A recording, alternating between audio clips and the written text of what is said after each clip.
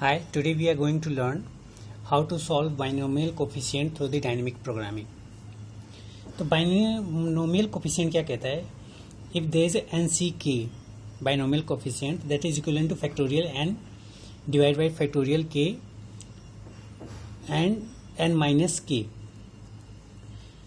For example, 5C2 equal to factorial 5 divided by factorial 2 and factorial 3.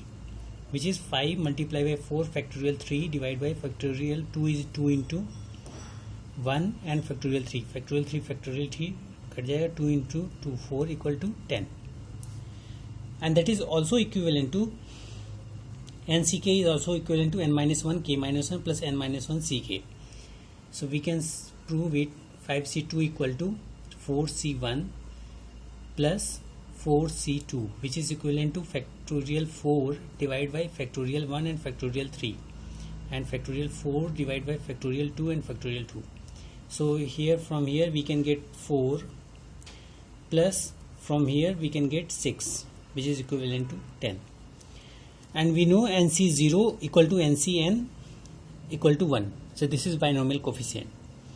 So binomial coefficient recurrence relation says if we call n coefficient of n ck, if k equal to 0 or k equal to n, then the value will be 1 for this condition. If k equal to 0 or k equal to n, then value will be 1.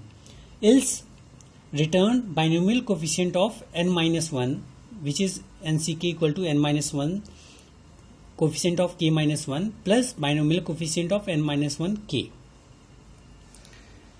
सो अगर for example अगर मैंने 5,2 यहाँ पास किया तो क्या होगा this will call to 4,1 and 4,2 and 4,1 call to 3,0 and 3,1. तो similarly अगर हम ये देखें कि 3,1 यहाँ भी कैलकुलेट हो रहा है यहाँ भी कैलकुलेट हो रहा है 2,1 यहाँ कैलकुलेट हो रहा है यहाँ कैलकुलेट हो रहा है मतलब हमने जो है कैलकुलेशन इंक्रीज की है मल्टीप्लीकेशन कॉलिंग जो है कैलकुलेशन इंक्रीज की है.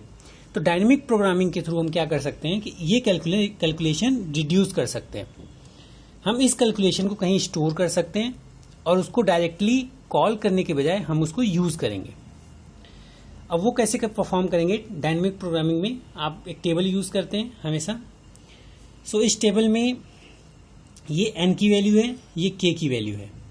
ठीक है तो अगर k की वैल्यू 0 होती है और n की वैल्यू 0 तो इसकी वैल्यू क्या होगी 1.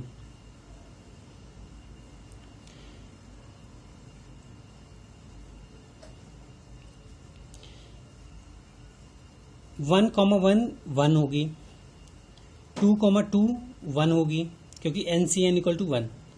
3,3 1 होगा 4,4 1 होगा 5,5 1 होगा. अब बाइनोमियल कोफिशिएंट में हम ये करेंगे अगर आपको 1,0 की वैल्यू क्या होती है 1 क्योंकि k की वैल्यू का 0 है तो वो 1 होगा. k की वैल्यू जहां भी 0 होती है पूरी वैल्यू आपकी क्या होती है 1. अब ये वैल्यू के लिए हमें फाइंड करना है तो उसमें क्या होगा अगर 2,1 2C1 है दैट इज इक्विवेलेंट टू इसके अकॉर्डिंग 2 माइनस 1 मतलब 1C0 प्लस 2 माइनस 1 1C1. ठीक है तो 1C0 ये n की वैल्यू है तो 1 और 0 और 1,1 तो इट्स मीन अगर ये वैल्यू आपको फाइंड करनी है तो इसके जस्ट एबव और उसके लेफ्ट को आपने ऐड किया है तो 1 + 1 2. ऐसे ही अगर ये वैल्यू अगर आपको फाइंड करनी है तो इन दोनों को आप ऐड करोगे 2 + 1 3. ये वैल्यू फाइंड करनी है तो इन दोनों को ऐड करोगे 3. ये वैल्यू फाइंड करनी है तो 1 + 3 4. ये वैल्यू फाइंड करनी है 3 + 3 6. ये वैल्यू फाइंड करनी है तो 1 + 4 5. ये वैल्यू फाइंड करनी है तो 4 + 6 10. ठीक है तो अगर हम देखेंगे 5C2 की वैल्यू क्या आ गई 10 और इन बिटवीन कोई भी वैल्यू अगर आप देखें तो उसकी वैल्यू हमें ऑलरेडी मिली रहेगी. 3,1 की वैल्यू क्या होगी 3. 4,2 की वैल्यू क्या होगी 6. ठीक है ऐसे ही 4,3 की वैल्यू क्या होगी 3 + 1 4.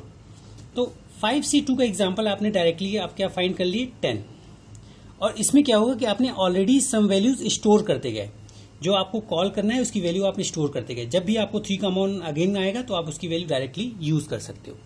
तो इस तरीके से डायनेमिक प्रोग्रामिंग में हम क्या करते हैं कि अपनी कैलकुलेशन रिड्यूस करते हैं और जिससे उसकी जो है कॉम्प्लेक्सिटी आप देखें ज़्यादा एफिशिएंट होती है।